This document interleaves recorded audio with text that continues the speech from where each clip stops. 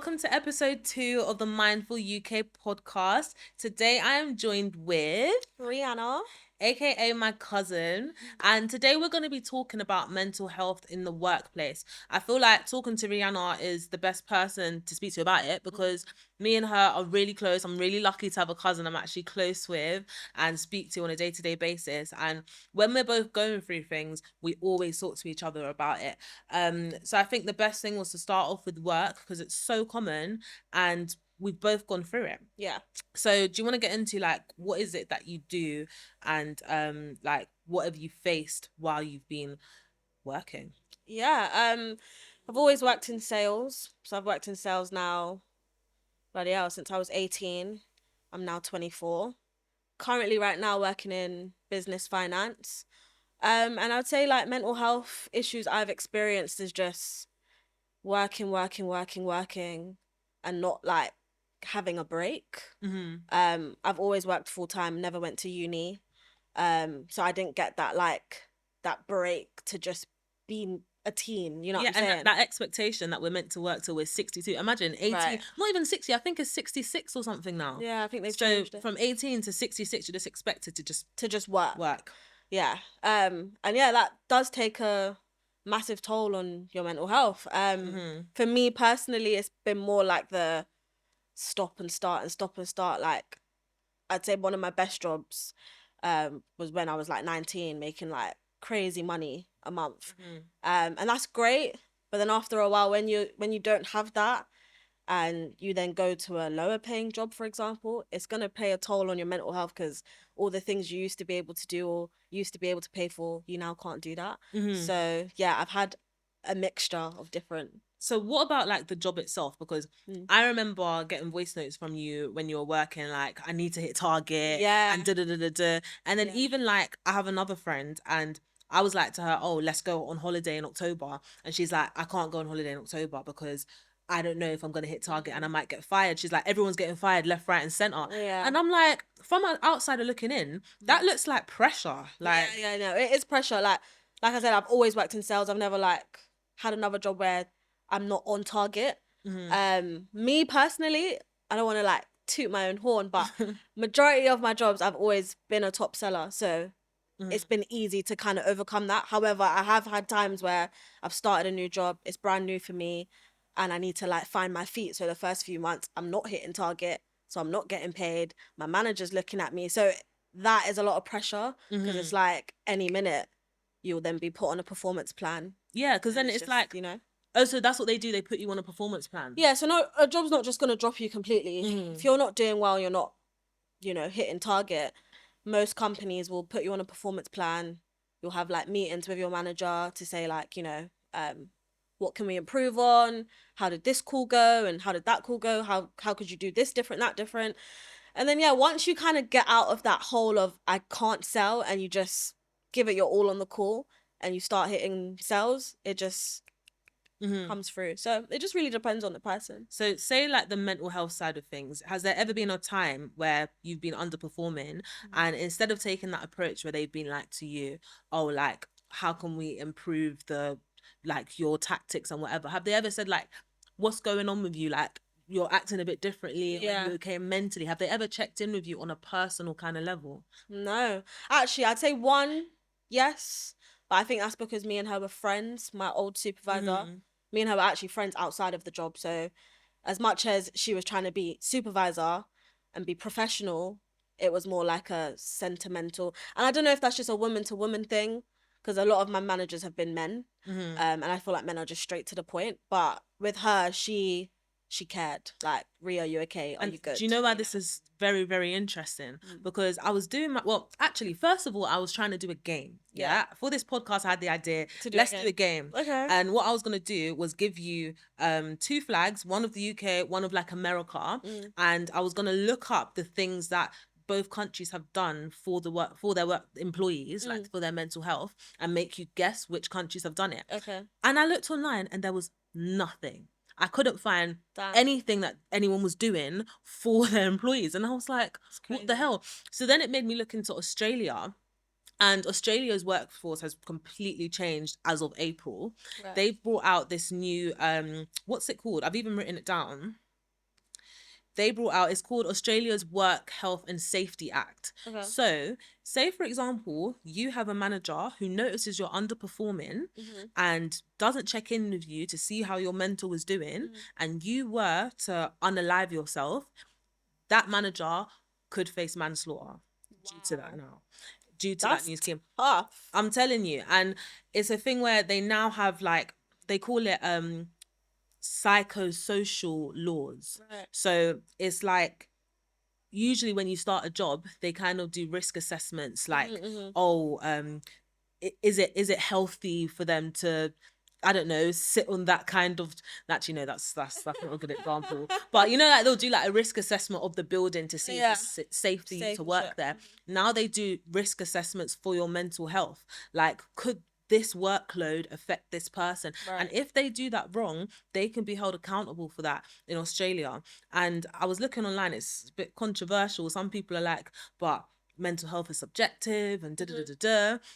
But I personally think it's a good idea because a lot of the time when people are underperforming, it's due to what's going on with them mentally. 100%. So yeah, like has there ever been like a, so apart from the manager that you had that was, you know, your friend, were there ever any opportunities where Nah, I'd say even the worst one I had was my last year job. I worked in life insurance, worst job ever. You would think because of what we're selling, your management, your team would be caring to your mental health, but no, literally didn't care if you were having an off day, weren't feeling well. It was just, right, what can we do better on this call? How could you have, you know, made that sell? And it's like, not everyone's gonna buy. You know what I'm saying? We're talking about, especially with life insurance, you're talking about death. Yeah. I'm basically trying to sell you something based on you dying. It's a very hard sell. So it's like, yeah, it took a toll on my mental health for sure. Because it's like, if I can't sell it, what am I meant to do? You know what I mean? But have you ever felt comfortable? Well, actually, that's a bit of a silly question. I was gonna say, have you ever felt comfortable to just tell one of your managers how you're feeling and stuff? But if they're not giving you that, you have. I felt like that, and I've done that, like as a way to just be like, get off me, like get off my ass. Yeah. But then when they're not being sentimental back, you just close off. Yeah. Like it's just like, okay, cool. They should go to Australia and go to bloody prison. That's what what they should get.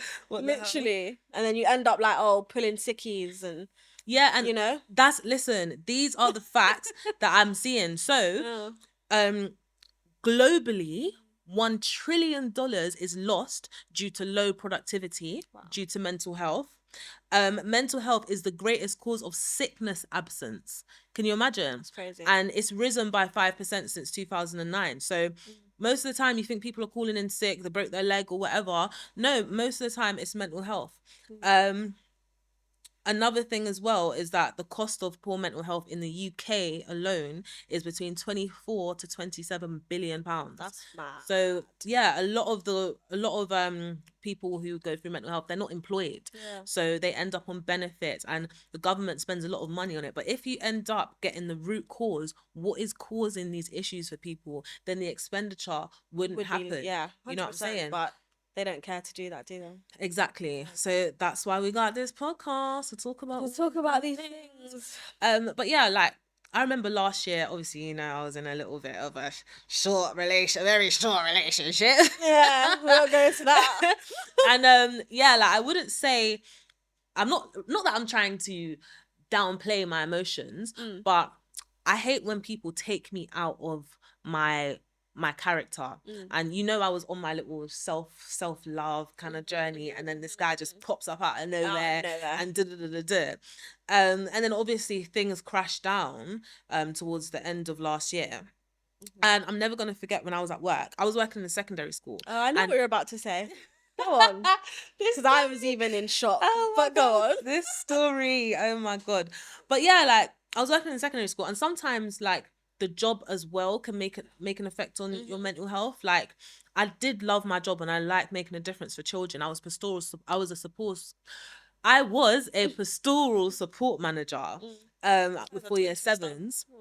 So I was kind of like dealing with their issues and things like that. And it can be difficult sometimes having to be that like that person people rely on when you got your own things going on. 100%, yeah. So I'm never gonna forget when I was at work this one day. You already know Yeah. about this day.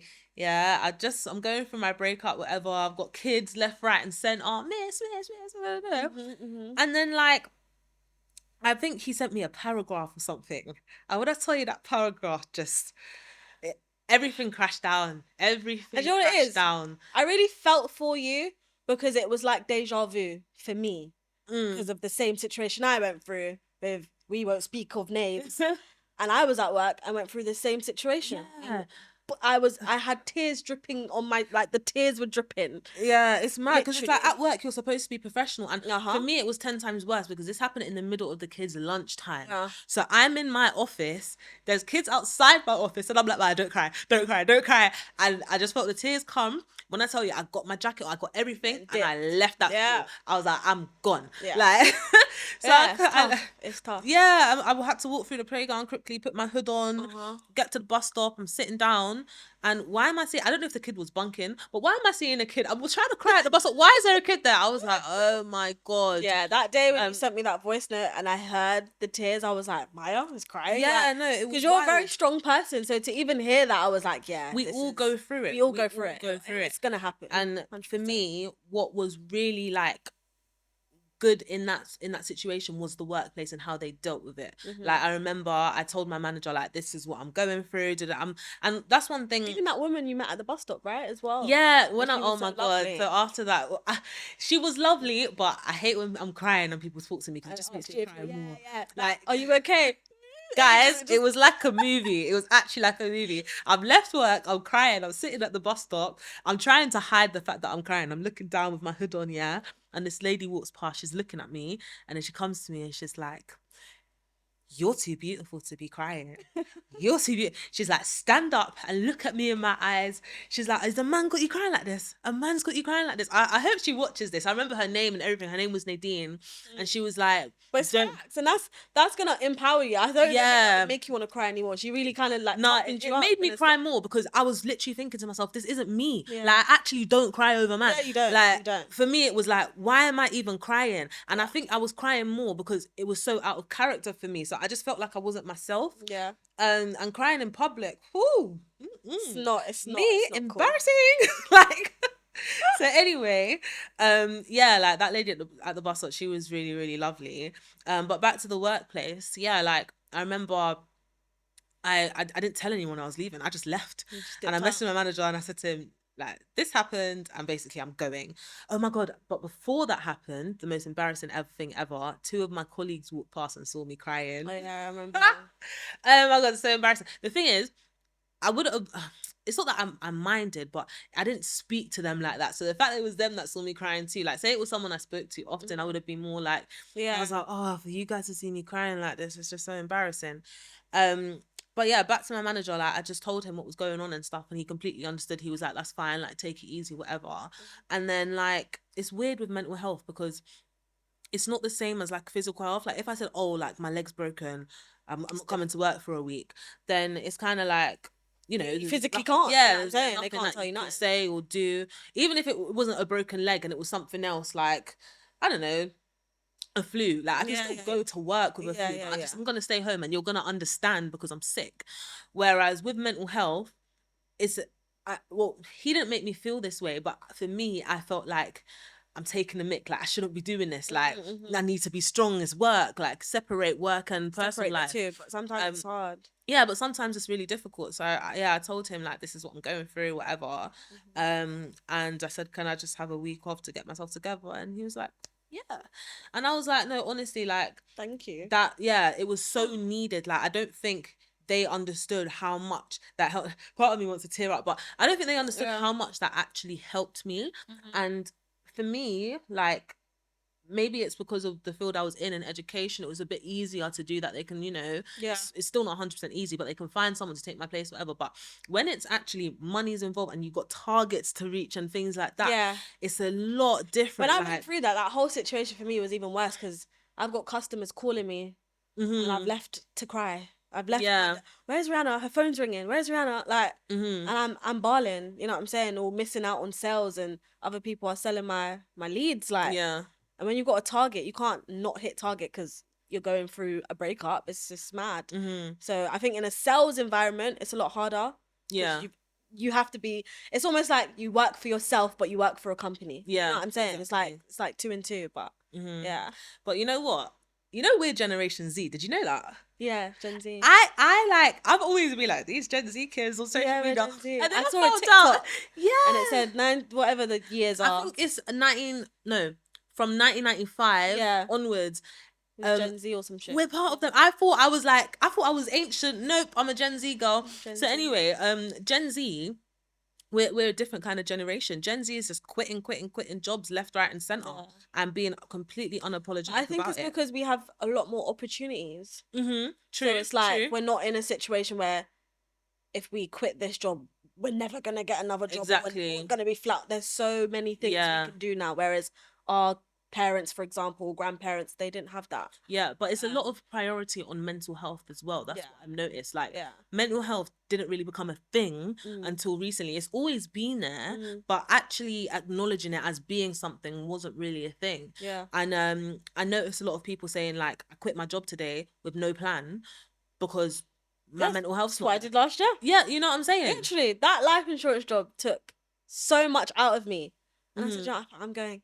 Yeah. It was the worst decision because then I had like months of just going downhill, but I basically chose my mental health. You know what I'm saying? Yeah. I chose me basically.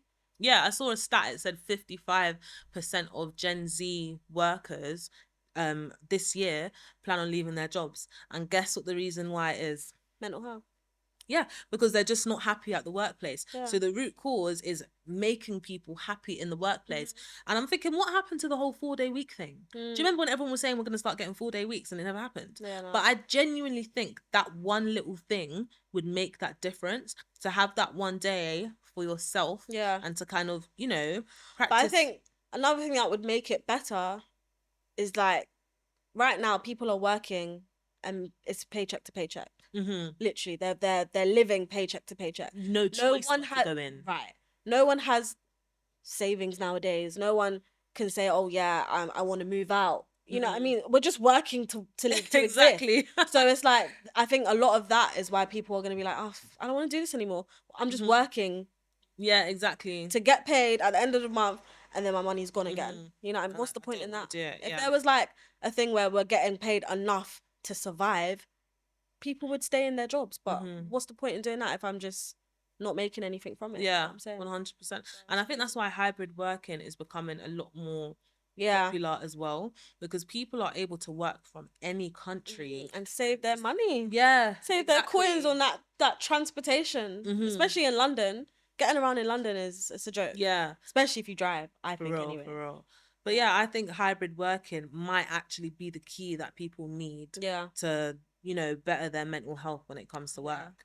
But then a lot of people have turned around and said, "Nah, like I need to be in a work environment." That's how I feel. It's just like, not gonna lie, but not that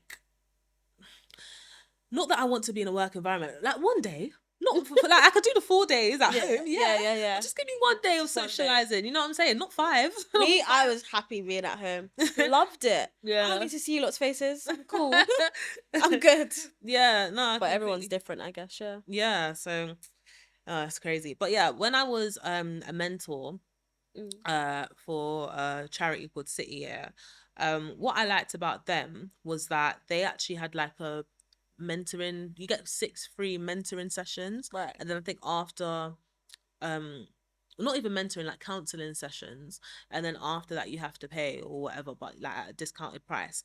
And I really liked when they said that in my induction, because I was thinking like they're fully aware that the job you have can take a toll on you, and they want to be there to help you. Yeah. And I think that's something that's missing in a lot of workplaces. Like maybe not a counselor on deck, like down the road, like in another office right next to you where you can just walk in, but like some kind of partnership or something to make sure their employees are doing well. Yeah. It's true, like I feel like a lot of jobs you go to, they've always got a pension scheme that they sign you up to a pension scheme. Why don't you sign me up to a mental health scheme as well? Like that should be a part of my perks at my job, that I can go and speak to someone if I need to. Yeah, that's actually true, you know. That's something I should look into. And then even things like I've seen some jobs will have like a gym there or whatever, but it's like, why not, like on a Friday, for example, everyone finishes a few hours early and has like, I don't know, a yoga session or like a group reading session. Yeah, something. Just something that makes like, that kind of just reduces the stress and lets you go into the weekend without feeling pressure. Because what I'm starting to, well, I don't know if you noticed this with you, but with me, I felt like when I was super stressed, that work and my personal life kind of merged in a way. 100%. Like there was a point where I was working so much with children with issues and stuff, and I'd pull them up a lot on their language and they were swearing. I'd be like, language, and they're swearing and da da da. And then like on a weekend and I was partying and whatever, while I'm in the club, someone's swearing and I'm like, language, like, yeah, it was you just did like, that to me when we were on the train. Literally that day when we went to Camden and I had that watermelon and I was like, what did I say? I said something like, God, I want to fucking put this down or whatever. And you were like, man, our language. I was just like, I didn't say anything. It was only until afterwards. I was like, did Maya just little tell me? Oh my God. No, literally, like, I really feel like I start merging the two. Yeah. And I'm just like, no, like, it's really hard to have that separation. Yeah. So I can only imagine, like, when it's a really pressuring job where, you know, it's all stats and it's all money. Like, you say you have a target to hit and then it's the weekend now. And then, like, you're still thinking, oh shit, on Monday, like I've got to crack down and da da da da da. That ice took over my life, especially because my hours were 5 p.m. to 1 a.m. I had my social life was with my colleagues. Yeah, literally after work. Who I'm not gonna be linking anyone at 1 a.m. I'm gonna be with my colleagues because we've all finished at the same time. So yeah, sometimes a job can really take your whole everything. Yeah, for sure. Is there something? So say you could go back to, like when you were at work, or your old job, and you were going through it, is there something that like your manager could have done or said that would have, like the life insurance job, is there something they could have done or said that would have made you want to stay? Like say you open up about your mental health, what would be like your ideal situation to happen? I feel like with that job, no, only because, you know, like when you can tell when something's genuine and when something's not genuine. Yeah, yeah. You know what I mean? And this particular manager I had, can't stand her. I hope you're not watching. She is. I just thought she was a bitch. Do you know what I mean? She was very much like, get on with it, suck it up. Let's get to it. Let's get these sales. Yeah. And sometimes it's not. And there was even a day I did break down in front of her because she was just. And what I don't like is, do not compare me to the next person. Yeah. Just because Billy is doing well and we started on the same time and I'm not doing well, I'm not Billy. You know what I'm saying? So it's like, she kept comparing me and was like, well, maybe listen to his calls and da-da-da-da. And I just broke down and I was like, you need to stop comparing me. Yeah. Like, there's nothing wrong with how I'm selling. I'm doing everything you guys are asking. Do you know what I mean? So even if she had turned around and been like, Rihanna, are you okay? How are you feeling today? Like, yeah, it's like, nah, you know, like how are things like, I don't want to talk to you because I can tell you're like even outside of the workplace, you're a bitch. So yeah. Once you have that in you, I know you're not genuine. So it's like, even if she did say it, I'd just be like, it's cap. You don't actually care how I'm feeling. You know what I mean? So what if it was somewhere else? If it was somewhere else and I could actually feel like you genuinely care about my mental health outside of this place, then yeah, it would help. It would make me feel like, okay, I can breathe, you know? No, but I mean, is there something they could do? Like, say they implemented something. What would be your ideal situation for your mental health in the workplace? Like, say we could say Boris Johnson, to improve my mental health. Yeah, you got to put this in the workplace. Yeah. What would you tell him? Like having like a counselling session with someone. Like I said, like you see when you go to a job and they try and sign you up to like a pension scheme and stuff. Yeah. Like that there's something there where you can sign me up to speak to someone when I'm not feeling good, and maybe, I don't know, every fortnight I can go to that person and speak to them just to like you know, when I'm not feeling it and when I'm not Yeah. feeling okay. I'd say that would be a good idea for sure. And even like, do you know what? There was a system. This just gave me like a flashback. There was a system that I had at City Year as well, and they basically, like, the manager would meet up with us every, I don't know if it was every 6 weeks. I feel like that was very frequent. It felt frequent in my head. I don't know if it actually was that frequent, but we would always meet up on a one-to-one basis and talk about what's going well, what's not going well. And then she would have like a list of different kind of things and make me rank myself 1 to 10. So like, how are you feeling about this? Do you think you can improve that? And and I'd rank myself. Yeah, and I think it was a really good way of self-reflection, a really good way for them to know how I'm feeling. And then like, once like we got the overall score of things, it really kind of gave that gist of like what my progression is like. Yeah. And then you can look back on it as well. And I think something like that that's so simple could work. I don't know if, I don't feel like most workplaces do it, because I left that job 3 years ago and I've I think Car Plus did it. Oh, is it? Yeah. And we would have one-to-ones every week with our managers. We'd go through each one we've written down. Wherever it was least, we speak about that. Wherever it was highest, great. But is that more like on a work thing, not on a you on me thing, basis? like how I'm feeling? Yeah. Like yeah, just general chit chat. How you feeling? Do you need anything? Like, do you need anything? Do you need help with anything? Even like down to like, are you happy where you're sitting? Because even where you're sat sometimes can have an effect on how you perform. You know, if I'm sitting next to someone 100%. Who's chatty patty, distracted me, I'm gonna want to move. So yeah, it was good. That was good to have. But not every job does it. No. Yeah. Well, yeah.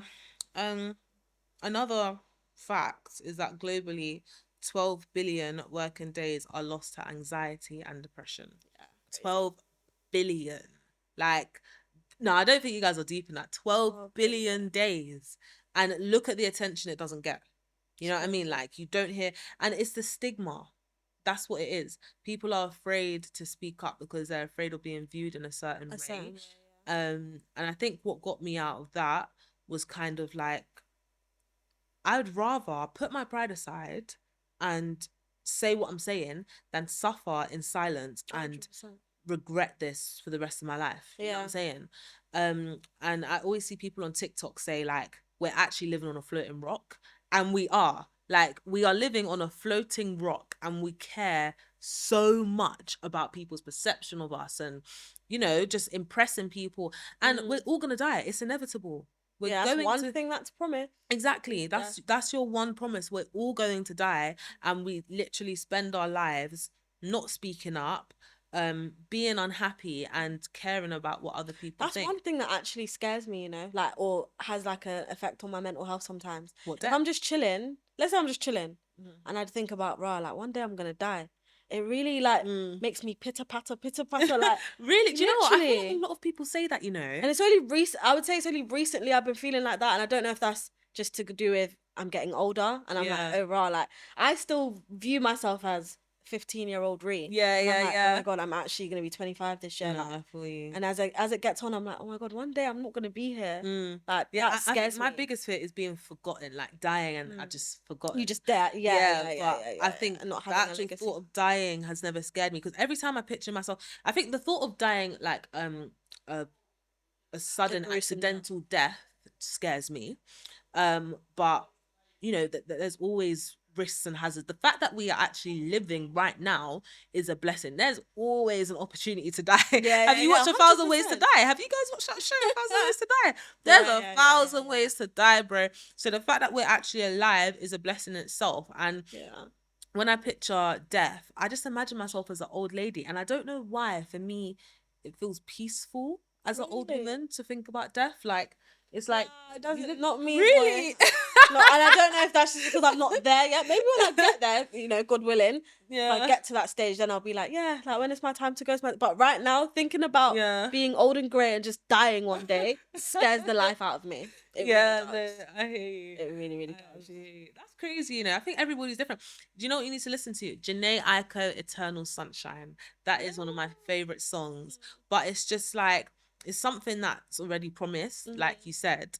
And the way I see it is, I don't want to fear something that I know is gonna happen. I wouldn't even say it's a fear. It's more like, oh my gosh, like, Yeah. you know, one day it's gonna happen. But it's like a subconscious fear. It's like, yeah, oh, yeah, shit, it is. it's gonna happen. It's gonna happen. But yeah, no, we're gonna be old and grey, and our kids are gonna be best friends and cousins, obviously, you know. For real. So yeah, but yeah, thank you for coming on my podcast. fine. I think there's no better person for me to start my podcast with. course. I'm not gonna lie. If you know me, you know Rihanna. If you know Rihanna, you know me. Yeah. Like, If you see her, you see me. yeah, literally. Literally. And you know, we been chatty patties from young, so And we've been through a lot. yeah, Trust me. exactly. So yeah, this won't be Rihanna's last feature, believe me. But yeah, I just think it was good to start off with work because you know we don't talk about this, especially as Black people too. Yeah, 100%. Um, And I say as well, to even end, if you are going through mental health issues, speak to someone. always speak to Speak to someone. someone. Like, And did you? Sorry to cut you. Did you see that tweet that what's that guy's name? That artist. I reposted it today. But can't remember his name, but he posted "Goodbye Earth." And he's got the weird hair. The weird hair. with The Weeknd. The Weeknd. That's it. When? He did you know? He tweeted today, I think, "Goodbye Earth." Oh, by the way, guys, today's the 4th of May, but you're probably watching this like in 2 weeks. Yeah. Sorry. If you saw it, you saw it. He tweeted "Goodbye Earth," and when I saw that, I just thought, who knows what The Weeknd's going through? You know what I mean? it's what like does that Twitch. mean? That's like a suicidal type vibe. Exactly. So I reposted it and I said, "This is your sign to check up on your people, like check up on your loved ones as and well. people think It's because you're important. famous and you got money and whatever that you're You're good, not like, going through nah. mental health. It doesn't matter how much money you have, you can still go through mental health. So just Everybody is talk going to through somebody. it. Yeah, talk to somebody. And guys, I'm going to emphasize in every single episode, if you ever want to talk to me, my DMs are 1000% open, 1000% no judgment. And if you don't even feel comfortable talking to me as yourself, I have a link on my Instagram bio where you can leave me anonymous messages and I will reply in full on my Instagram as well. So no one Agony aunt. yeah, literally, I don't want any of you to ever feel like you don't have anyone to speak to. And if any of you are comfortable as well, there will be situations and stuff that I'll talk about on the podcast. But for now, that is all from me, all from Mindful UK. Thank you so much for watching the whole episode. I hope you guys are happy and helpful and happy and helpful. Happy and now I don't know what the word I was looking for is, but I hope that your cup is half full and not half empty. And remember to stay mindful of yourself and others. Okay. Bye, guys. Bye.